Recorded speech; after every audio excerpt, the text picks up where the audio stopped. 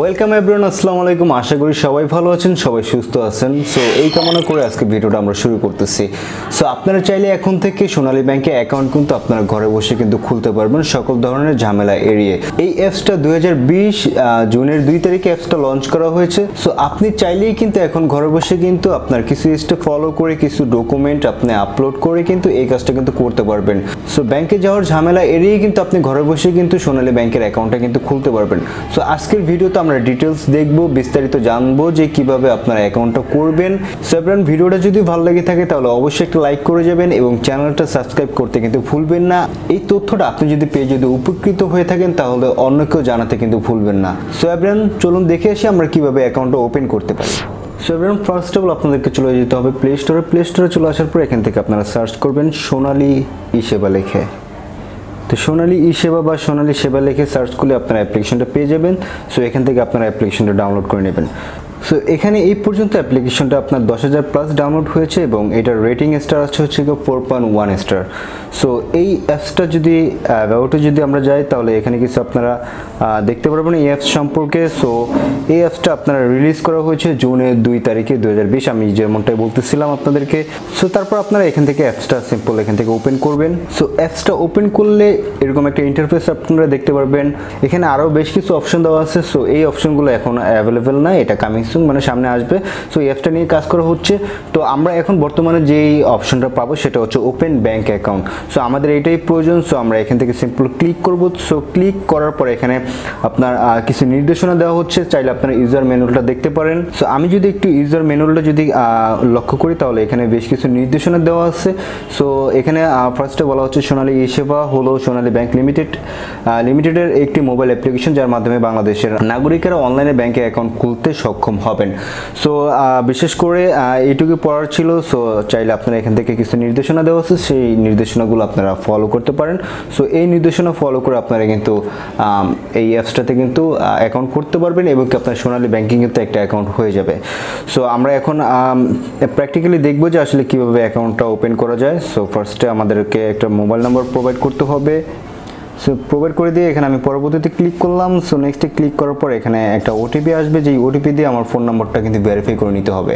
So এখানে OTP দিয়ে verify হয়ে যাওয়ার পর এখানে আপনার কিন্তু আপনার জন্ম তারিখটা লিখতে হবে। সো যেহেতু এটা ব্যাংক অ্যাকাউন্ট, সো এখানে আপনার রিয়েল ইনফরমেশনগুলোই দিবেন। সো এখানে আমি আমার ডেট অফ বার্থ সেট করে দিচ্ছি এনআইডি কার্ড অনুযায়ী। তো এইটা সেট করার পর আমার এখানে জাতীয় পরিচয়পত্র নাম্বারটা লিখতে বলা হচ্ছে। সো আমি এখানে আমার জাতীয় পরিচয়পত্র বা এনআইডি কার্ডের নাম্বারটা আমি এখানে প্রোভাইড করে দিচ্ছি। সো এখানে আপনি চাইলে জন্ম নিবন্ধন দিয়ে করতে পারেন। সো যে এক্ষেত্রে আমার যেহেতু এনআইডি কার্ড আছে, সো আমি এখান থেকে আমার এনআইডি কার্ডের নাম্বারটা দিয়ে আমি প্রোভাইড করতেছি। সো এনআইডি ভেরিফিকেশনের জন্য আপনার এখানে ছবি তুলতে হবে। সো এখানে ক্লিক করার পর এখানে আপনার একটা প্রোফাইল পিক দিতে বলা হচ্ছে এনআইডি ভেরিফিকেশনের জন্য। সো ছবিটা নেওয়ার পরে এখান থেকে আমরা নেক্সটে ক্লিক করতেছি। সো এখানে আমাদেরকে বর্তমান ঠিকানা এখানে দিতে বলা হচ্ছে। সো আমি এখান থেকে আমার সম্পূর্ণ ইনফরমেশনগুলো আমি প্রোভাইড করে দিচ্ছি। সো এখানে ক্লিক করার পর আমাকে যেটা প্রোভাইড করতে হবে আমার এনআইডি কার্ডের ফ্রন্ট পার্টটা কিন্তু আমাকে এখানে দিতে বলা হচ্ছে। সো আমি সিম্পল এখানে ক্লিক করে দেন আমার এনআইডি কার্ডের ফ্রন্ট পার্টটা কিন্তু আমি দিয়ে দিচ্ছি। সো নেক্সটে ক্লিক করার পর এখানে আমাকে এনআইডি কার্ডের ব্যাক পার্টটাও কিন্তু দিতে বলা হচ্ছে। সো এই সকল কাজগুলো হয়ে যাওয়ার পর আমি এখান থেকে নেক্সটে ক্লিক করতেছি। সো নেক্সটে ক্লিক করার পর আমাকে যেটা বলা, আমাকে এখানে দেখাচ্ছে যে আপনার ব্রাঞ্চটা সিলেক্ট করুন। সো আমার এখান থেকে নিয়ারেস্ট যে ব্রাঞ্চটা আছে আমি সেটাই সিলেক্ট করব। আমার ব্রাঞ্চটা আমি সিলেক্ট করে নিচ্ছি। সো সিলেক্ট করার পর এখান থেকে আপনার অ্যাকাউন্ট টাইপ স্টাইলটা দিতে বলা হচ্ছে যে আপনি কোন ধরনের অ্যাকাউন্ট আসলে খুলতে চাচ্ছেন। সো আমি যেহেতু স্টুডেন্ট, সো আমি এখান থেকে স্টুডেন্ট ক্লিক করতেছি। আর এখান থেকে পেশা সিলেক্ট করতে বলা হচ্ছে। সো আপনি যেই পেশায় করুন সেই পেশায় সিলেক্ট করতে পারেন। আমি এখান থেকে স্টুডেন্টটা সিলেক্ট করতেছি। তো তারপর আপনাকে এখানে প্রোভাইড করতে হবে আপনার নমিনির তথ্য।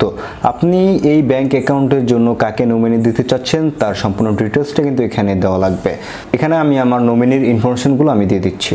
সো তারপর আমাদেরকে যেটা দিতে হবে সেটা হচ্ছে নমিনির এনআইডি কার্ডের নাম্বারটা এখানে কিন্তু প্রোভাইড করতে হবে।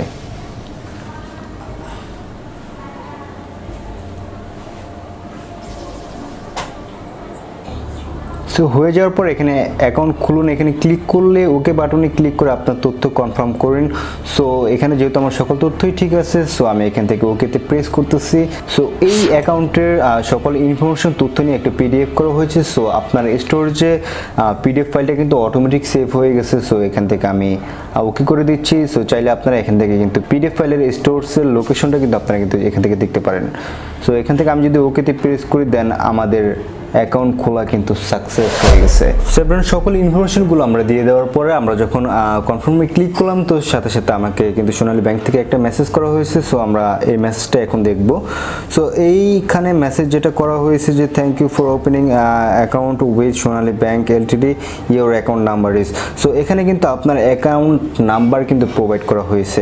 সেভেন এখানে যেটা বলা হচ্ছে যে আপনি আপনার একটা অ্যাকাউন্ট নাম্বার পেয়ে গেলেন। সো আপনি চাইলে এখান থেকে এই অ্যাকাউন্ট নাম্বারের মাধ্যমে কিন্তু আপনি ট্রানজাকশন করতে পারবেন বা সকল ধরনের লেনদেন কিন্তু করতে পারবেন। কিন্তু একটা কথা হচ্ছে যে এই অ্যাকাউন্টটা আপনার অ্যাক্টিভ রাখতে হলে আপনার এই অ্যাকাউন্টটা যদি ডিঅ্যাক্টিভ না হয়ে যায় সেক্ষেত্রে আপনাকে কিন্তু 3 মাসের ভিতরে আপনি যেখানে থেকে অ্যাকাউন্টটা খুলেছেন বা যে ব্রাঞ্চটা আপনি সিলেক্ট করেছেন, সো 3 মাসের ভিতরে আপনাকে কিন্তু সেই ব্রাঞ্চে গিয়ে কিন্তু আপনার সকল ধরনের ডকুমেন্টগুলো নিয়ে যেয়ে দেন অ্যাকাউন্টটা কিন্তু পুনরায় কিন্তু অ্যাক্টিভ করতে হবে।